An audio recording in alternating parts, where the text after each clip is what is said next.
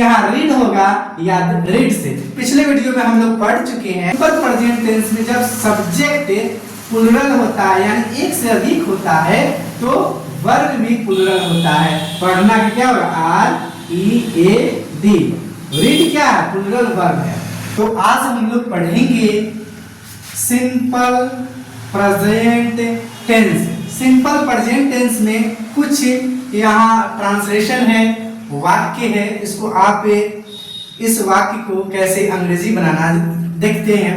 लड़के पढ़ते हैं, लड़के पढ़ते हैं। यहाँ वन मोर बॉय है यानी एक से अधिक लड़का है, ठीक है। तो लड़के पढ़ते हैं, कितने लड़के पढ़ते हैं? बहुत।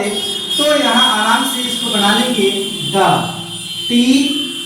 THE द बॉय और एस लगा देंगे यहाँ द बॉयज। उसके बाद रीड हो गया यहाँ READ।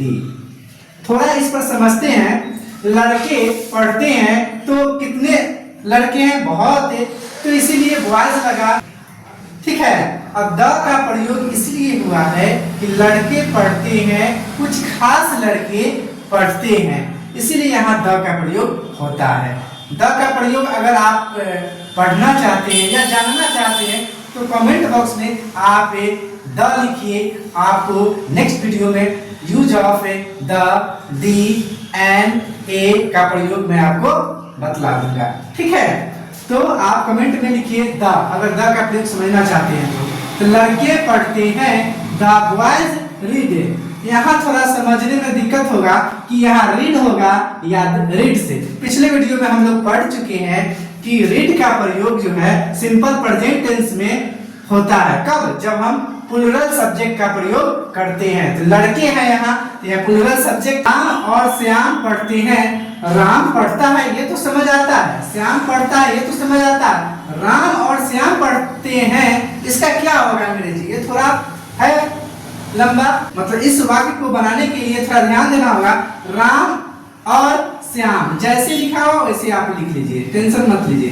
Ram and Shyam SHYAM Shyam. तो यहाँ आप देख रहे हैं आधा स्व या श्याम। कुछ विद्यार्थी ऐसे श्याम का स्पेलिंग ही नहीं उनको आता है। वो कहते हैं सर आधा स्व है तो आधा स्व का क्या होगा? आधा एस होगा, क्या आधा SH होगा। तो अगर आपको नाम में डाउट होता है, नाम आपको बनाने नहीं आता, जैसे श्याम में आधा स्व है तो यहाँ SH है से तालाब सा होता है पूरा, यहाँ तो आधा है तो क्यों है SH हुआ? तो अगर नाम में आपको डाउट है तो आप लिखिए, कमेंट बॉक्स में नाम लिखेंगे तो आपको 1 से 10 तक के बेसिक इंग्लिश ट्रांसलेशन से आपको बता देंगे। देखिए राम एंड श्याम, राम और श्याम पढ़ते हैं।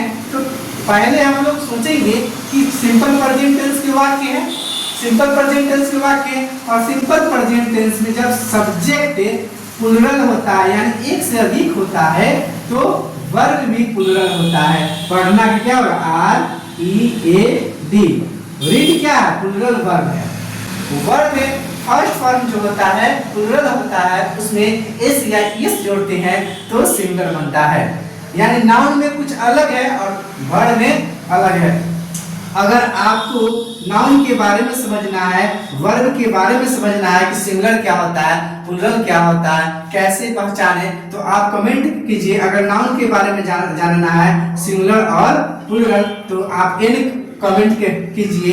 अगर वर्ब के बारे में जानना है प्लुरल और सिंगुलर तो आप भी कमेंट कीजिए, ठीक है। तो नेक्स्ट वीडियो में मैं डिटेल बता दूंगा।